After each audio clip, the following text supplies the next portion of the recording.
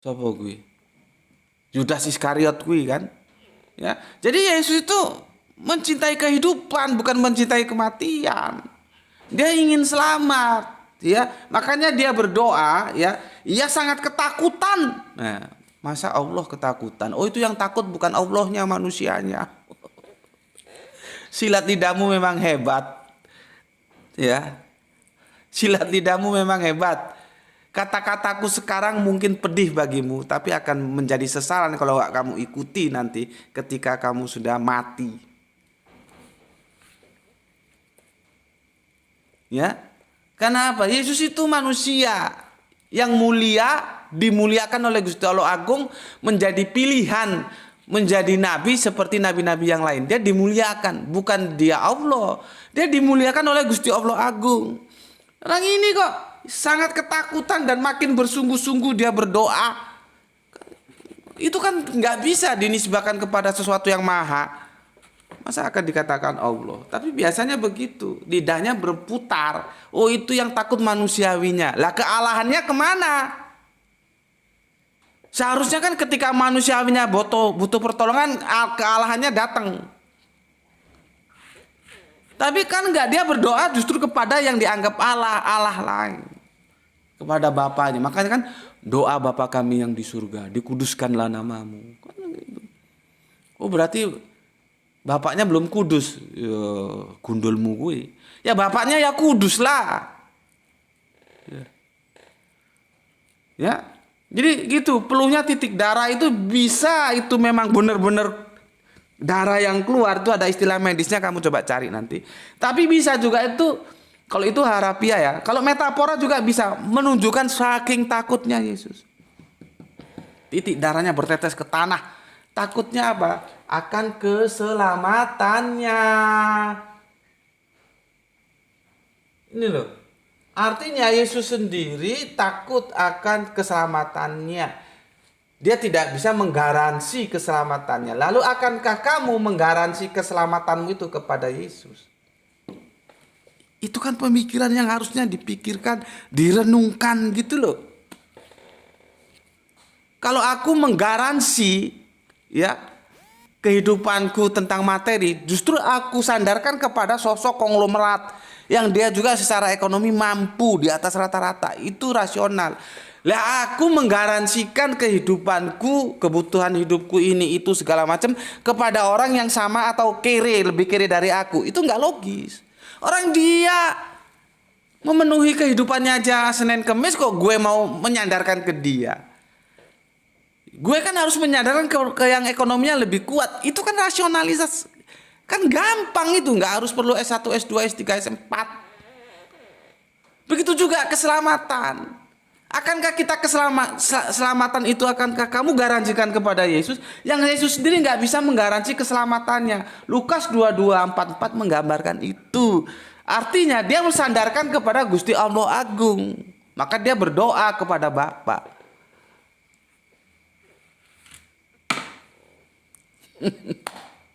Kurang clear ya Oppo. Itu tap-tapnya ditambah itu kok masih 4.900 ya. Supaya tangguh, supaya lebih kuat lagi ya. Bismillahirrahmanirrahim.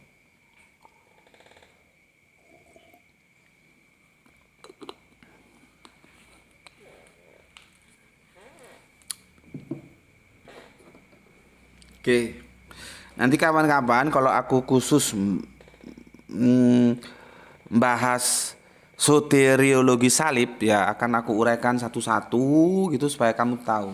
Nanti aku kasih alternatif, jangan ikut soteriologi salib, ikut soteriologi ini. Soteriologi apa? Nanti tunggu tanggal mainnya. Tapi gue nggak maksa, gue nawarin gitu loh. Karena soteriologi salib yang dibangun Paulus itu berat, secara moral berat. Masa sih sebuah kebebasan harus ditebus dengan penyiksaan yang mengerikan seperti itu? Penyiksaan yang melebihi batas manusiawi seperti itu. Kan logikanya itu loh. Gimana kok bisa nerima itu? Memangnya logikamu itu nggak kamu pakai. Rasionalitas itu harus jalan. Ya. Logika harus dimainkan. Makanya logika tanpa logistik tapi macet. Logistiknya dipenuhi. Entah itu kopi. Makan tuh jangan asal makan. Beli apa? Ikan laut, buah-buahan atau apalah yang itu sumber vitamin. Jadi otakmu itu bisa cerdas gitu loh. Ya. Kalau makan asal makan aja ya goblok, nggak cerdas.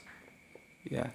Jadi menganalisa sesuatu itu perlu kecerdasan gitu ya. Jadi sekali lagi kan nggak mungkin gue menyandarkan ya kehidupan gue secara ekonomi kepada orang yang ekonominya lemah. Yang dia sendiri tidak bisa menggaransi ekonomi dia, nggak mungkin. Kalau gue mau menyandarkan kehidupan gue secara ekonomi, gue harus sandarkan terhadap dia yang secara ekonomi itu di atas rata-rata konglomerat, itu baru rasional. Sama dengan keselamatan, nggak mungkin kita menyandarkan keselamatan kepada sosok walaupun itu nabi yang dia sendiri juga masih menyandarkan keselamatan kepada yang maha. Dia tidak bisa menggaransi keselamatannya, makanya dia berdoa, kan nggak mungkin. Itu tidak rasional gitu ya. Kalau kita mau menjalankan keselamatan kita kepada siapa? Ya kepada Allah itu, karena dia yang maha segalanya. Oke, clear ya? Sekarang aku mau bahas OSKIS.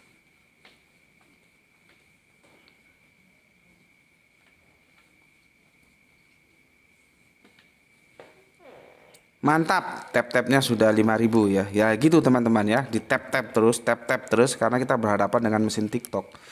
Alhamdulillah malam ini tidak ada apa ya? Paling tidak hingga detik ini tidak ada trouble. Insya Allah nanti sampai selesai juga nggak ada trouble ya, supaya clear. Oke, untuk OSKIS berapa waktu tuh? 46, 15 menit Bapak punya waktu ya. Untuk Kang Mas OSKIS mohon dipersori, pertanyaanmu itu sudah aku screenshot, ingatku apa belum ya. Tapi aku cari-cari nggak ketemu ya. Nggak ketemu, jadi mohon dipersori. Jadi aku menjawab sebatas yang aku ingat ya. Nanti kalau kurang jelas kamu boleh tanya lagi gitu ya. Kamu sempat mengutip surat Al-Baqarah 262 gitu ya. Quran surat Al-Baqarah sapi betina 262 ya. Jadi intinya begini loh. Sekilas sejauh yang aku ingat, OSKIS itu menanyakan orang yang berbuat baik itu apa tidak masuk surga. Kira-kira begitu ya, kira-kira ya, karena aku screenshot nggak tahu di mana, nggak ketemu. Ya, terus dia menukil ayat ini. Ya, maka kemarin aku janjikan akan aku jawab, sekarang aku jawab dan aku sudah sampaikan. Dia satu tarikan napas, satu substansi dengan ini, surat ini. Quran surat Al-Maidah. Ayo yang di rumah dibuka. Surat 5 ayat 69. Yang di rumah dibuka ya, dibuka Al-Qur'annya. Ya. Ya. Ini satu-satu substansi, dan gue awal-awal reformasi kami bahu-membahu ya berhadapan dengan pemikiran-pemikiran liberal yang mengatakan semua agama sama. Mereka bersandarkan kepada dua ayat ini.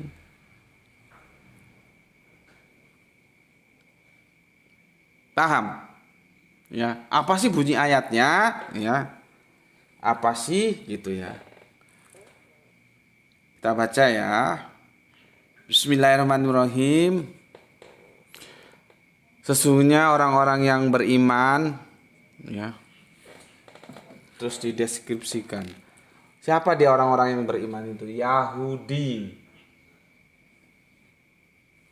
Ya. Siapa lagi? Orang-orang Nasrani, bukan Kristen bro ya. Nasrani, Nasr pertolongan, Nasr pertolongan. Ya. Terus orang Sabiin ini sudah aku jelaskan ya di Fika kita yang berapa tahun yang lalu ya.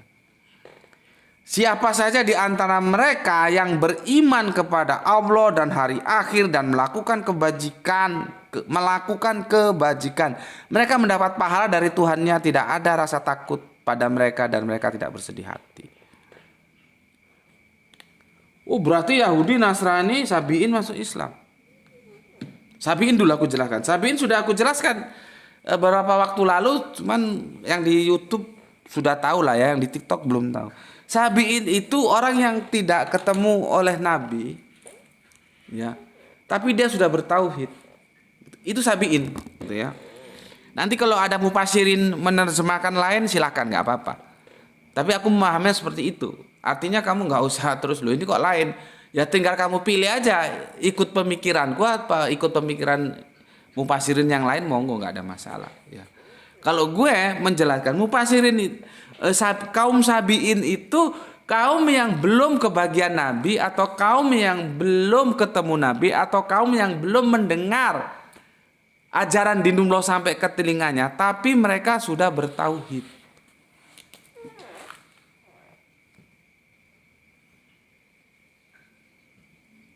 Nih, ya. Karena apa? Memang tauhid itu sebetulnya, kan aku pernah bilang ya, sebetulnya untuk mengenal Allah itu ada dan berapa, Nabi itu tidak perlu sebetulnya. Tidak perlu. Tapi kalau nama perlulah ya, kita tahu namanya siapa, dia itu kan dia harus memberitahu, dan memberitahu kan nggak kepada kita langsung, kepada Nabi. Tapi dia berapa itu loh, itu sebetulnya kita nggak perlu Nabi.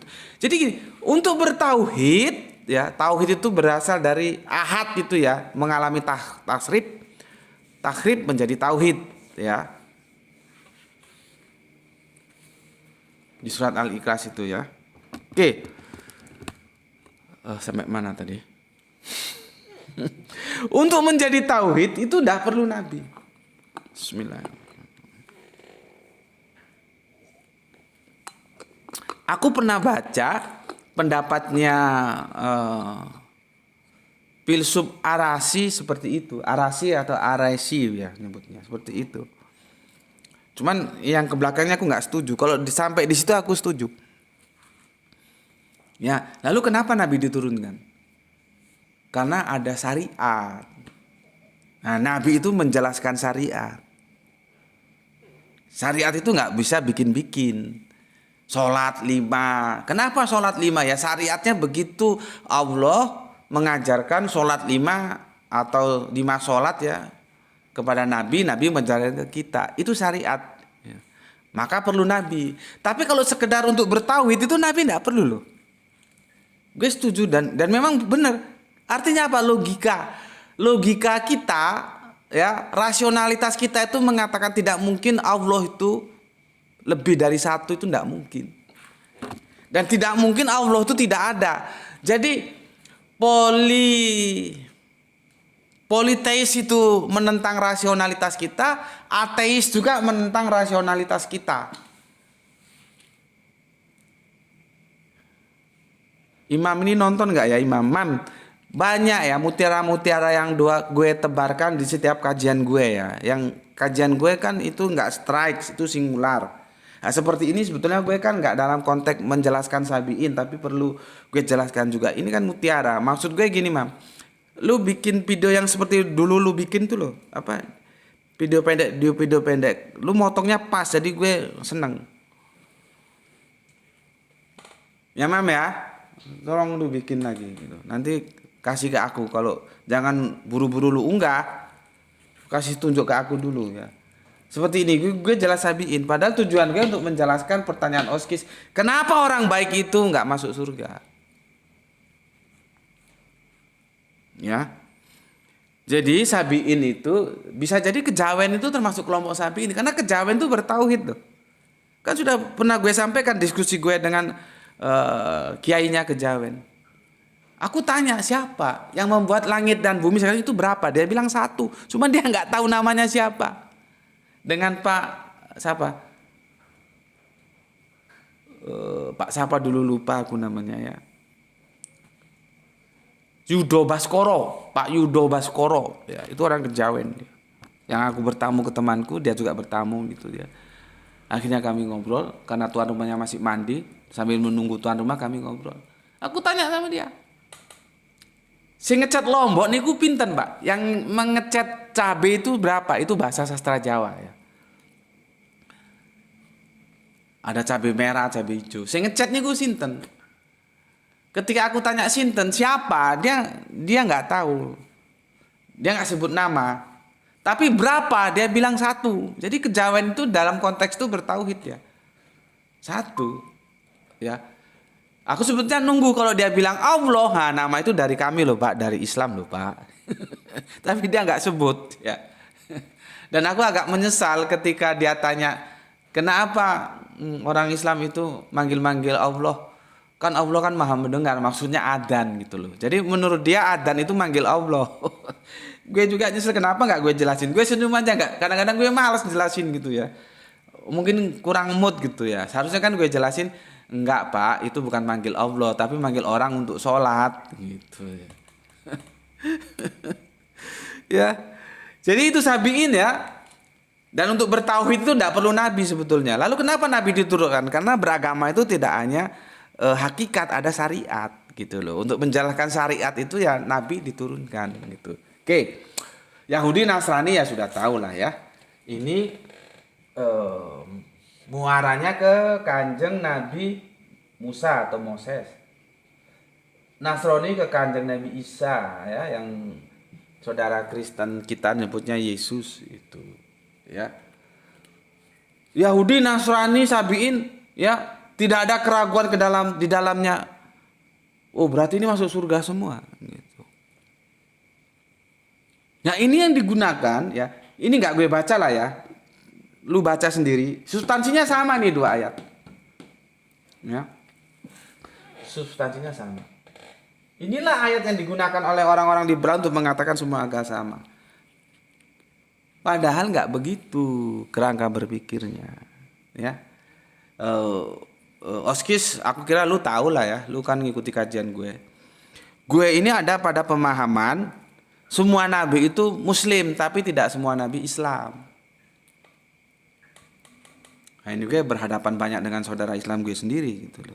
Karena mereka mengatakan semua nabi Islam. Islam dari mana? Nama itu baru dikenal setelah kenabian kanjeng Nabi Muhammad. Sebelum itu ndak ada. Itu disebut muslim. Nah, lu harus tahu tasrif atau takhribnya, lu harus tahu. Dan gue sudah jelaskan, lu carilah, ketik di channel Gus Peti Subandi T Sukoco, ketik semua nabi muslim tapi tidak semua nabi Islam, nanti keluar itu. Gue jelasin di sana apa itu muslim, apa itu Islam, apa itu salama. Kalau itu nggak ngerti, bablas gue, goblok. Jadi gue beragama itu dengan rasionalitas, bukan dengan romantisme. Karena gue Islam, semua nabi Islam. Dasarnya di mana? Al-Quran gak pernah ngomong semua nabi Islam. Yang Al-Quran ngomong semua nabi itu muslim. Kita lihat nabi itu muslim. Tapi tidak semua nabi Islam. Islam itu baru muncul sebagai nama di abad ke-7. Dia pelanjut dari agama-agama terdahulu, saudara tuanya Yahudi Nasrani. Gitu loh, ya. Makanya beragama itu jangan dengan romantisme. Ya. Ini nanti ada yang nggak terima nih teman-teman Islam. Silakan saja ajukan, kasihkan aku 1 ayat. Di mana Nabi dulu itu Islam? Jangan Muslim. Nah, Muslim gondolmu ku ya ora perlu aku. Banyak nabi-nabi disebut Muslim. Islam yang gue bilang. Nanti nggak terima ngaji kamu sama kiaimu, sama ustadzmu.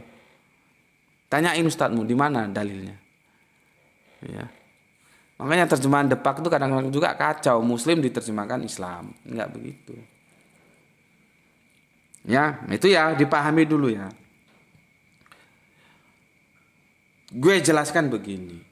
Yahudi, ya, Yahudi yang dia keyahudiannya tidak bergeser dari yang diajarkan Musa, dia ya muslim.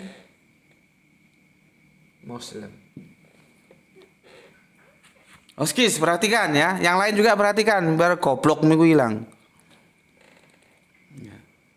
Nasrani atau Nasrani yang kenasraniannya, ajarannya tidak bergeser dari yang diajarkan oleh baginda Yesus atau kanjeng Nabi Isa, maka dia ya Muslim.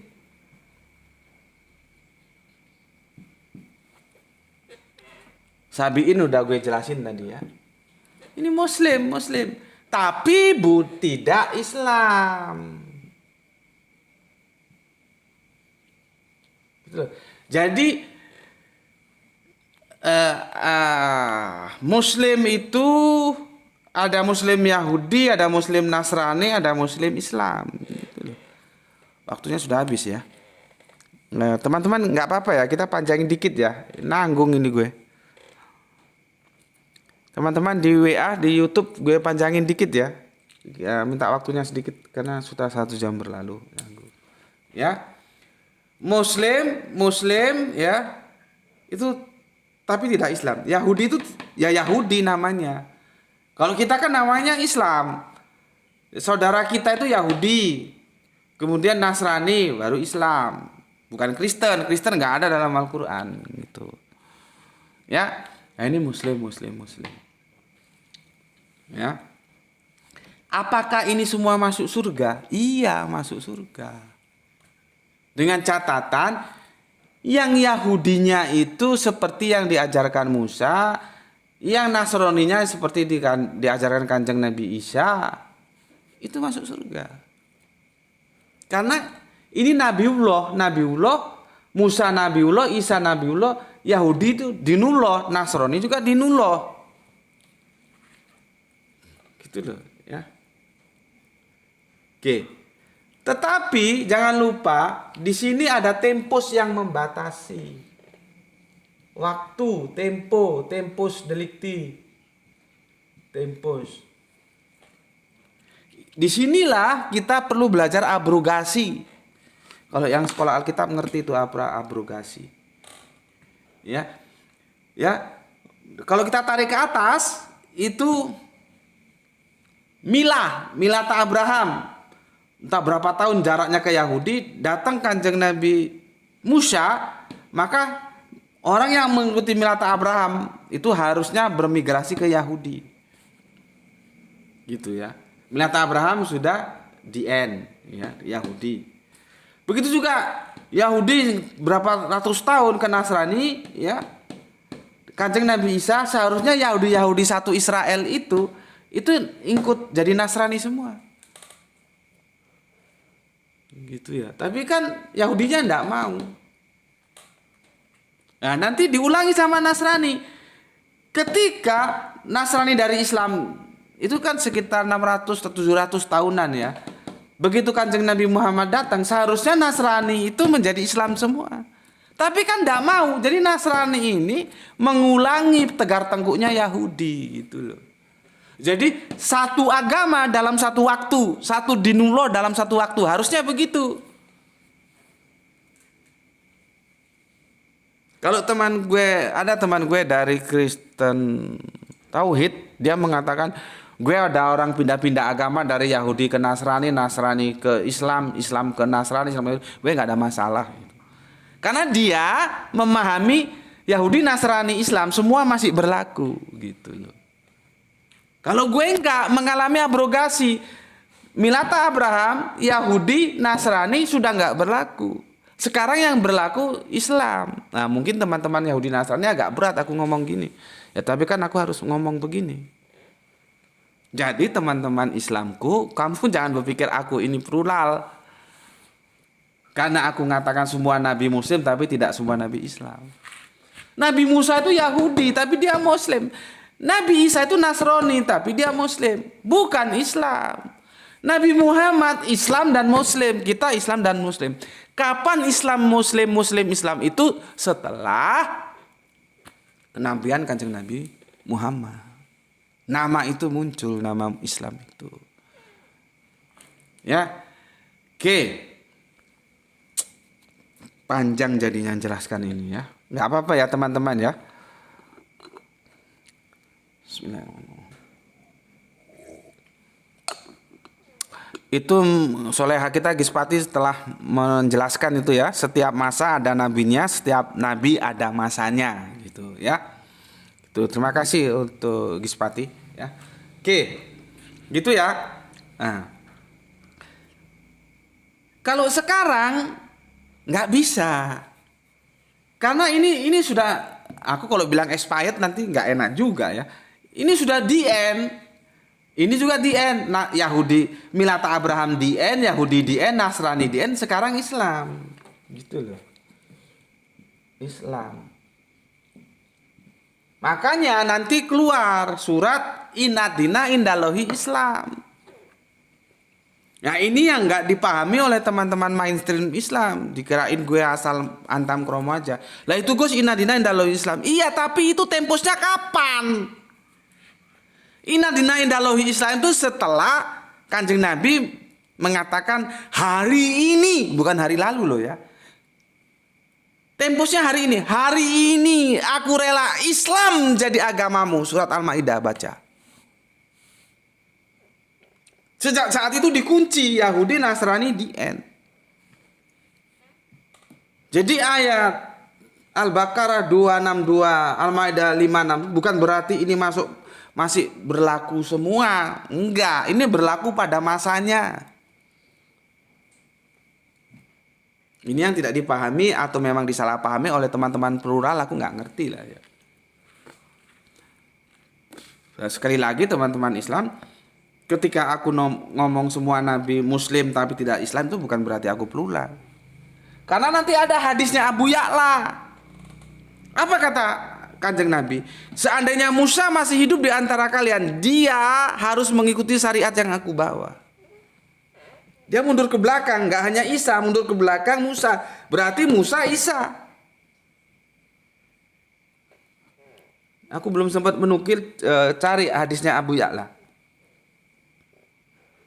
Dikatakan, seandainya Musa hidup di antara kalian hari ini, maka dia wajib mengikuti syariat yang aku bawa.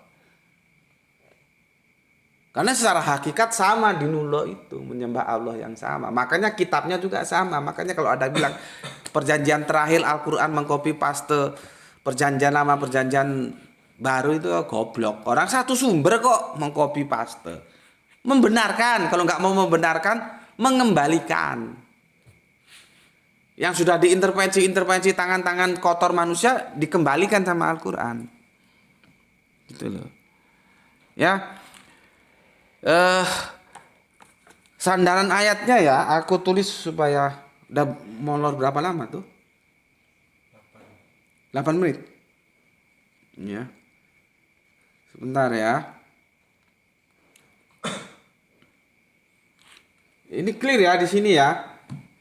Clear. Ya, oke. Temposnya harus diperhatikan. Ya.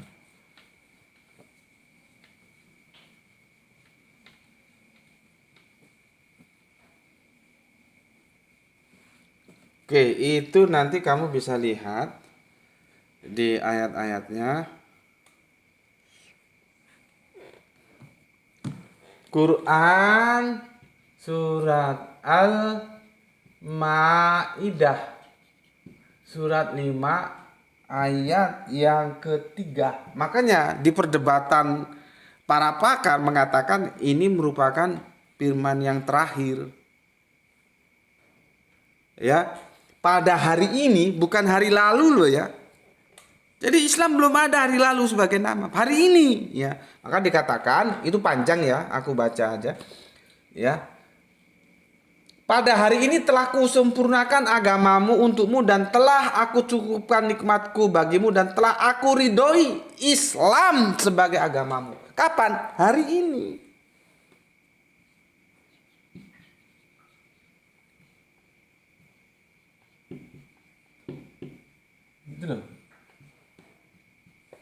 Sejak ini dia mengexpiredkan pendahulunya. Yahudi kan diexpiredkan oleh Nasrani. Nasrani diexpiredkan oleh Islam gitu loh ya. Nah, sejak saat inilah baru berlaku ya. Sebentar. Lari lagi ini.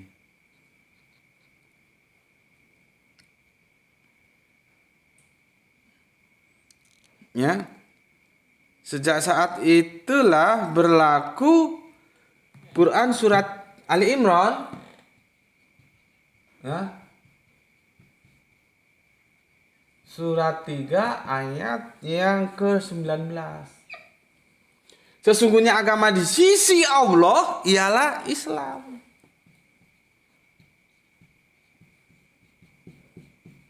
Hanya Islam. Sudah diteguhkan di sini. Sebelum ini ya nggak ada Islam. Dia masih Yahudi, Nasrani. Nah, setelah ini Yahudi, Nasrani sudah di-expiredkan. Nah, makanya satu dinumloh satu waktu gitu loh ya. Cuman kan kita mokong, nggak mau mengikuti abrogasi. Seharusnya sekarang semua yang mengaku dinumloh itu bermuara ke Islam.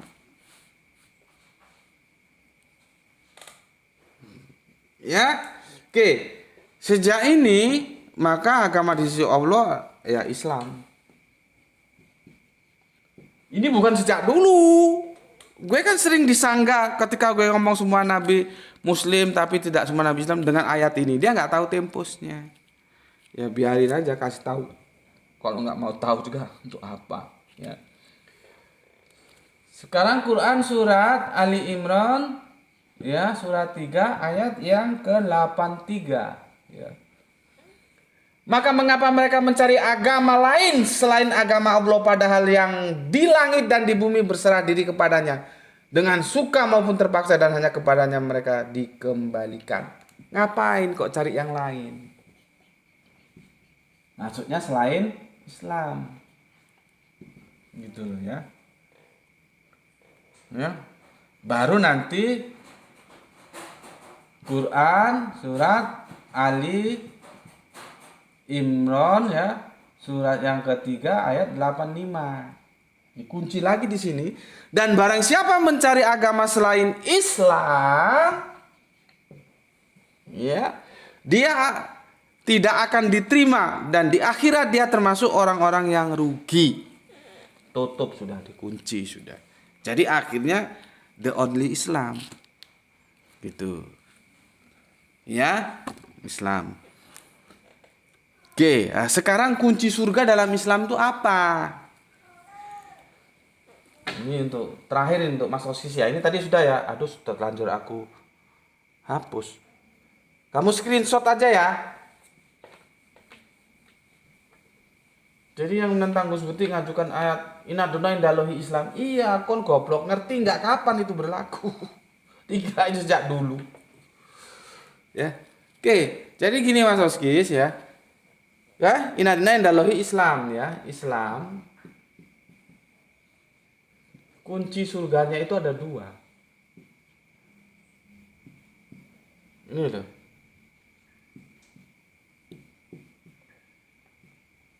Amal baik atau amal soleh gitu ya. Ini.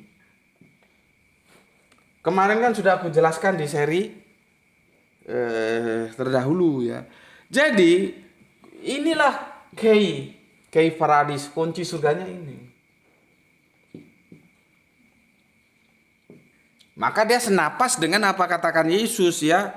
Yang masuk kerajaan surga adalah yang melakukan kehendak Bapa di surga. Bukan penyaliban Yesus dan darah Yesus, bukan. Ya. Lah, Bapa itu kalau kita itu alif lam lam ha itu. Alif lam lam itu memerintahkan apa? 2 ini syaratnya kunci surga. Beriman dan beramal soleh. Yang disampaikan Oskis itu dia hanya berbicara amal soleh, nggak bisa. Lu modal amal soleh doang, kan banyak sekarang. Yang penting gue berbuat baik, menolong orang, tidak menyakiti orang, tidak mengganggu orang, memberikan pertolongan kepada orang, ini orang, tapi dia nggak sholat, ya nggak bisa. Sebaliknya juga dia sholat ya, dia puasa, dia tahajud. Dia bersodako tapi sama orang jahatnya minta ampun.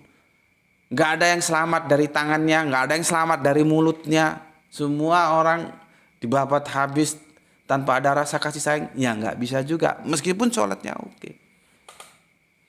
Yang bisa bagaimana? Dia beriman ya, dan beramal soleh. Iman kepada apa? Ya Islam itu tadi, kepada Gusti Allah Agung.